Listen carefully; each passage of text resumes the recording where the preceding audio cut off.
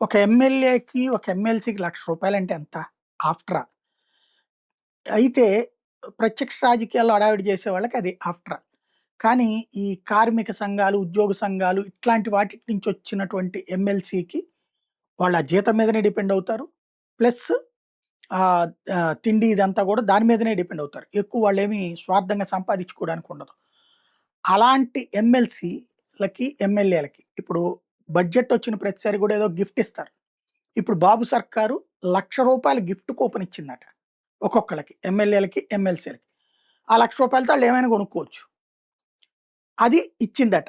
దాన్ని తిరస్కరించినటువంటి వ్యక్తి PDF MLC Gopi Murthy. ఎమ్మెల్యేలు, ఎమ్మెల్సీలకు ప్రభుత్వం 1,00,000 విలువైన కూపన్లు ఇచ్చింది. బడ్జెట్ మీద చర్చ జరగనప్పుడు, మా గొంతు నొక్కుతున్నప్పుడు, ఈ రూ. 1,00,000 కూపన్ నాకెందుకు? దీన్ని నేను తిరస్కరిస్తున్నాను. ప్రభుత్వానికి తిరిగి ఇచ్చేస్తున్నా అంటూ పీడీఎఫ్ ఎమ్మెల్సీ బొర్రా గోపిమూర్తి వ్యాఖ్యానించారు. అసెంబ్లీ ఆవరణలో మీడియా పాయింట్‌లో సోమవారం మాట్లాడారు. శాసనమండలిలో బడ్జెట్టు, ప్రజా సమస్యల మీద చర్చే జరగట్లేదు. అధికార ప్రతిపక్షాలు సమయాన్ని వృధా చేస్తున్నాయి.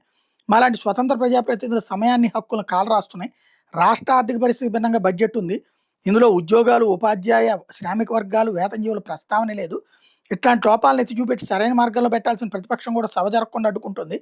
ఇది ప్రజాస్వామ్యానికి విరుద్ధం. ఎక్కడైనా మండలిలో ప్రజల సమస్యలు చర్చించండి. హెరిటేజ్ లడ్డూల గురించి మాట్లాడి బయట వేదికలు ఉన్నాయని చెప్పుకొచ్చారు.